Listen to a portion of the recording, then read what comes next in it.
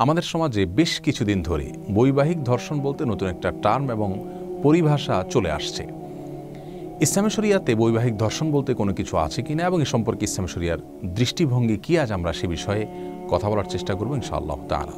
প্রিয় দর্শক, ইসলাম একজন নারীর সাথে একজন পুরুষের বৈধ সম্পর্ক তথা বিবাহের মাধ্যমে পারস্পরিক জৈবিক চাহিদা মেটানোর অনুমোদন দিয়েছে, সুযোগ দিয়েছে, জায়েজ করেছে এবং এক্ষেত্রে একে অন্যকে সহযোগিতা করা, একে অন্যের ডাকে সাড়া দেওয়া, একে অন্যের প্রয়োজন পূরণ করার বিষয়টিকে ইসলাম আবশ্যক করেছে। তাদের চরিত্রকে সংরক্ষণ করবার স্বার্থে, সমাজের সাধারণ বিকাশের স্বার্থে জীবনসঙ্গিনীর জৈবিক চাহিদা পূরণ করার বিষয়টিকে স্বামীর জন্য আবশ্যক করে দেওয়া হয়েছে। যদি তিনি না করেন, অবহেলা করেন, তাহলে তিনি গুনাহগার হবেন, অপরাধী হবেন। ঠিক তেমনিভাবে পুরুষের জৈবিক চাহিদা তথা স্বামীর জৈবিক চাহিদা মেটাবার ক্ষেত্রে স্ত্রী যদি অবহেলা করেন, তাহলে তিনি অপরাধী হবেন। কোনো গ্রহণযোগ্য ওজর বা অসুস্থতা ছাড়া স্বামীর ডাকে তিনি সাড়া না দিলে আল্লাহ সুবহানাহু ওয়া তাআলার দৃষ্টিতে তিনি গুনাহগার হবেন। এটা হলো সাধারণ অবস্থার কথা। এর বাইরে স্বামী স্ত্রী একে অন্যের সুবিধা অসুবিধাগুলো দেখা অবশ্যই তাদের জন্য জরুরি এবং আবশ্যক।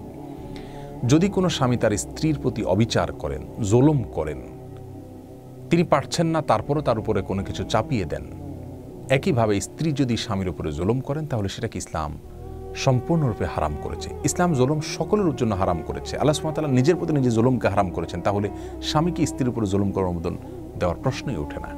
বরং পৃথিবীর অন্য সবার প্রতি যেরকম জুলুম করার বিষয়টিকে আল্লাহ সুবহানাহু ওয়া তাআলা হারাম করেছেন, তেমনিভাবে স্বামী স্ত্রী একে অন্যের প্রতি জুলুম করাটাকে হারাম করেছেন। যদি এই বিষয়টি এমন পর্যায়ে চলে যায় যে একে অন্যের প্রতি জুলুম করছেন, তার কষ্ট হচ্ছে, কিন্তু সেটাকে উপেক্ষা করেও তিনি তার প্রতি জুলুম করছেন, তাহলে সন্দেহাতীতভাবে সেটাকে ইসলাম হারাম করেছে, কারণ জুলুমকে আল্লাহ সুবহানাহু ওয়া তাআলা জায়েজ করেননি। কিন্তু প্রিয় দর্শক, স্বামী স্ত্রীর সম্পর্কটা অনেকটা আবদারের সম্পর্ক। এখানে আবদারের জায়গা থেকে, বোঝাপড়ার জায়গা থেকে কিছুটা মৃদু জোরাজুরি হতে পারে। সেটা উভয় পক্ষ থেকেই হতে পারে।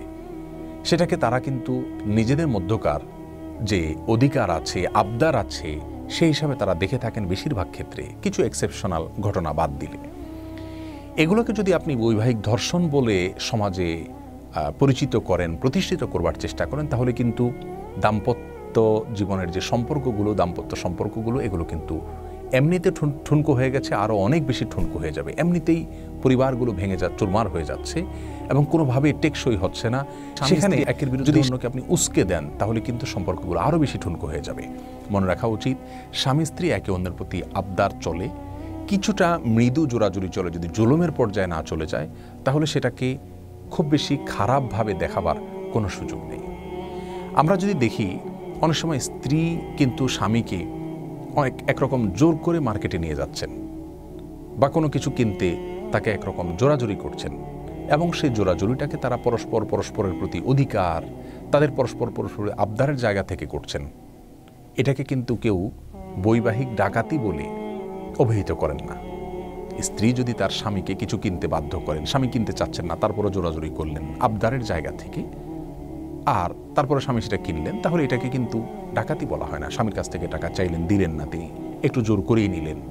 এই যে মৃদু জোর করলেন আবদারের জায়গা থেকে, এটাকে কিন্তু বৈবাহিক ডাকাতি বলা হয় না। তাহলে স্বামী স্ত্রীর পারস্পরিক সেক্সুয়াল সম্পর্কের ক্ষেত্রে যে টার্ম আমরা দেখতে পাচ্ছি আজ, এই টার্মগুলো ব্যবহার করার ক্ষেত্রে আমাদের অনেক বেশি দায়িত্বশীল ভূমিকা রাখা উচিত। তার কারণ হলো, এগুলোর মাধ্যমে আমরা স্বামী স্ত্রীর একের বিরুদ্ধে অন্যজনকে উস্কে দিচ্ছি কিনা, আমরা সম্পর্কগুলোকে নষ্ট করার ক্ষেত্রে ভূমিকা রাখছি কিনা, এই বিষয়টি খতিয়ে দেখা দরকার। প্রিয় দর্শক, আমরা আবারও বলছি, ইসলাম জুলুমকে হারাম করেছে। যদি জৈবিক চাহিদা মেটানোর নাম করে স্বামী যদি তার স্ত্রীর কোনো ওজর, কোনো সমস্যা, কোনো অসুস্থতা, সেগুলোকে একদম পাত্তা না দেন এবং তার প্রতি জুলুম করেন, তাহলে সেটাকে ইসলাম কোনোভাবে অ্যালাউ করেনি। বিধায় নতুন করে বৈবাহিক ধর্ষণ নামের এই সমস্ত টার্মের প্রচলন অথবা এগুলোকে প্রতিষ্ঠা করার যে চেষ্টা আমাদের সমাজে করা হচ্ছে, সেগুলোর উদ্দেশ্য নিয়ে বড় দাগে এবং মোটা দাগে প্রশ্ন তোলা যেতে পারে। আল্লাহ সুবহানাহু ওয়া তাআলা আমাদের সকলকে সব ধরনের ষড়যন্ত্র থেকে বেঁচে থাকার তৌফিক দান করুন।